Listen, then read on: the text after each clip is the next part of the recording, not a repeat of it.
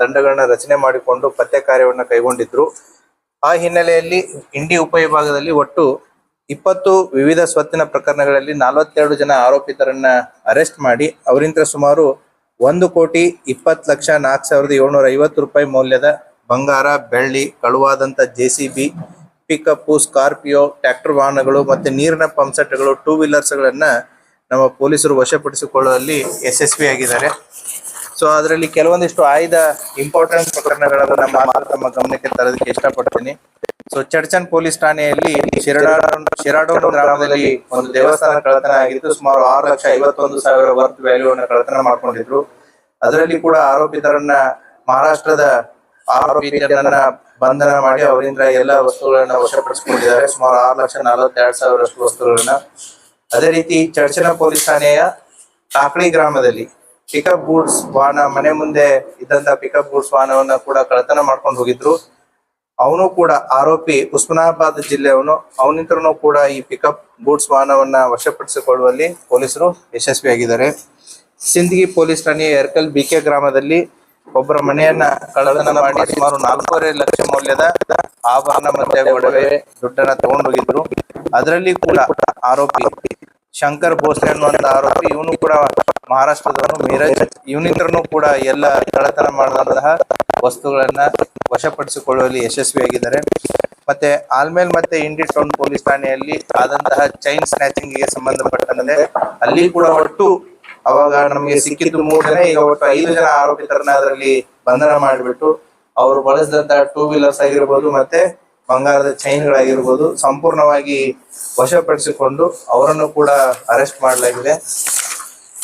ಅದರ ಜೊತೆಗೆ ಆಲ್ಮೇಲ್ ಪೊಲೀಸ್ ಠಾಣೆಯ ದಾನೇಶ್ವರಿ ಫೈನಾನ್ಸ್ ಅಂತ ಏನಿದೆ ಅಲ್ಲಿ ಕೆಲಸ ಮಾಡಿದಂತಹ ಪ್ಯೂನು ಮತ್ತೆ ಮ್ಯಾನೇಜರ್ ಸೇರಿಬಿಟ್ಟಿನೇ ಸುಮಾರು 27 ಲಕ್ಷ ರೂಪಾಯಿಯನ್ನ ಕಳ್ಳತನ ಮಾಡಿರ್ತಾರೆ.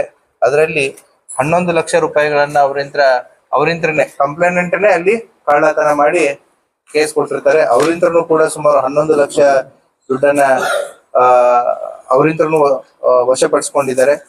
ಮತ್ತೆ ಆಲ್ಮೇಲ್ ಪೊಲೀಸ್ ಠಾಣೆಯ ಬೊಮ್ಮನಹಳ್ಳಿ ಅನ್ನುವಂತ ಒಂದು ಊರಲ್ಲಿ ಈ ಏನು ಶುಗರ್ ಕೇನ್ ಕಟಾವಿಗೆ ಬರುವಂತ ಟ್ರ್ಯಾಕ್ಟರ್ಸ್ ಗಳನ್ನ ಕಳ್ಳತನ ಮಾಡಿದ್ರು.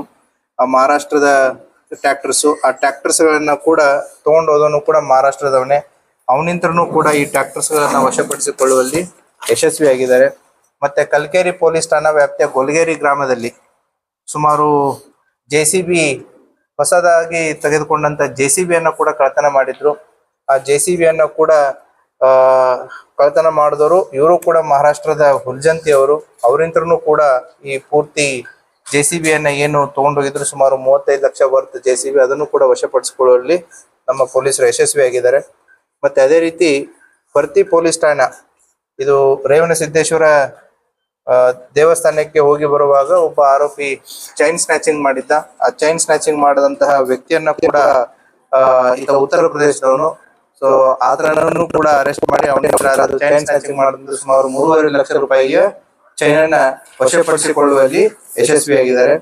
ಮತ್ತೆ ಪರ್ತಿ ಪೊಲೀಸ್ ಠಾಣಾ ವ್ಯಾಪ್ತಿಯಲ್ಲಿ ಸುಮಾರು ಜನವರಿ 12ನೇ ತಾರೀಕು ರಾತ್ರಿ ಈ ಅಕ್ಕಿ ಗಾಡಿ ಒಂದು ಎಲ್ಲಿ ಗುಜರಾತ್ಗೆ ಹೋಗ್ತಿರ್ಬೇಕಾದ್ರೆ ಪೊಲೀಸ್ನವರು ಅಂತ ಹೇಳ್ಬಿಟ್ಟು ಆ ಅಕ್ಕಿ ಗಾಡಿಯಲ್ಲಿದ್ದಂತ ವ್ಯಕ್ತಿಗಳನ್ನ ಕಾರಲ್ಲಿ ಹಾಕೊಂಡು ಆ ಟ್ರಕ್ ಅನ್ನ ಮಹಾರಾಷ್ಟ್ರಕ್ಕೆ ತೆಗೆದುಕೊಂಡು ಹೋಗಿ ಅಲ್ಲಿ ಸೊಲಾಪುರದಲ್ಲಿ ಇರುವಂತಹ ಒಬ್ಬ ವೆಂಡರ್ಗೆ ಆ ಅಕ್ಕಿಯನ್ನ ಮಾರಿ ಗೋಡೌನ್ಗೆ ಕೊಟ್ಟು ಟ್ರಕ್ ಅನ್ನ ಪುನಾಕ್ ಹೋಗುವಂತ ಒಂದು ಹೈವೇಲಿ ನಿಲ್ಲಿಸ್ಬಿಟ್ಟು ಹೋಗಿರ್ತಾರೆ.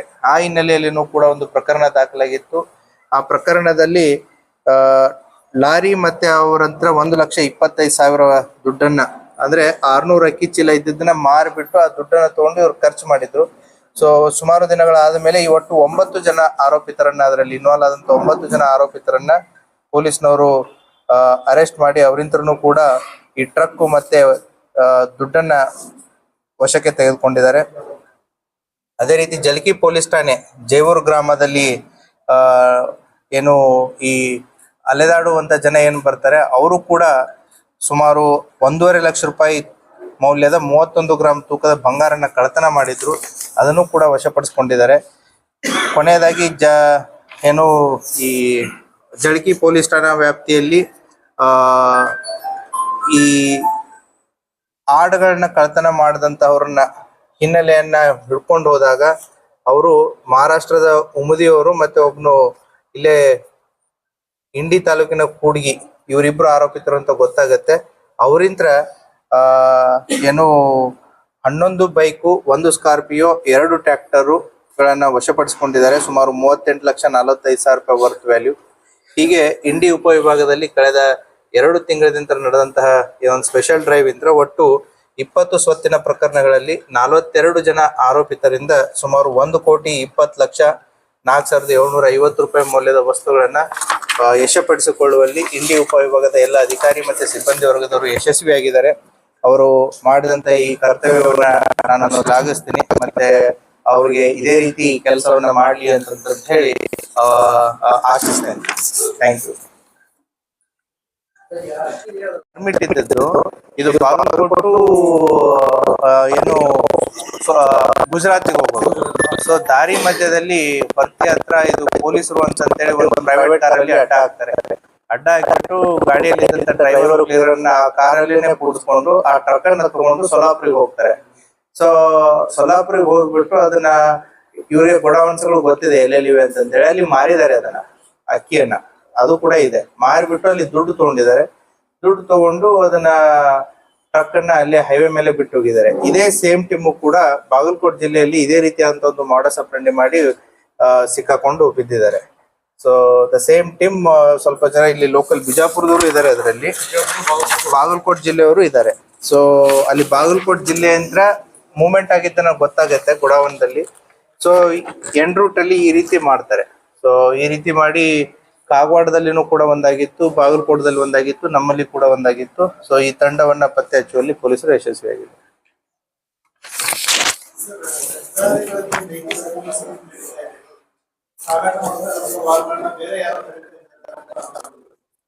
ಹಾಗೆ ಯಾರು ತಡಿತಾರೆ ಮಾಡ್ತಾರೆ ಅವ್ರು ಏನಾದ್ರು ಕಂಪ್ಲೇಂಟ್ ಕೊಟ್ಟರು ಅಂತಂದ್ರೆ ಯಾರು ತಡೆದಿರ್ತಾರೆ ಅವ್ರ ಮೇಲೆ ಡೆಫಿನೆಟ್ಲಿ ವಿಲ್ ಟೇಕ್ ಆಕ್ಷನ್. ಆ ರೀತಿ ನೈತಿಕ ಮಾಡೋದಕ್ಕೆ ಯಾರಿಗೂ ಅವಕಾಶ ಇಲ್ಲ, ಅಧಿಕಾರ ಇರಲ್ಲ. ಮಾಡದಂತದ್ದು ಏನಾದ್ರು ಅವ್ರು ಬಂದು ಕಂಪ್ಲೇಂಟ್ ಕೊಟ್ರೆ 100% ಕ್ರಮ ತಗೊಳ್ಳೋದು.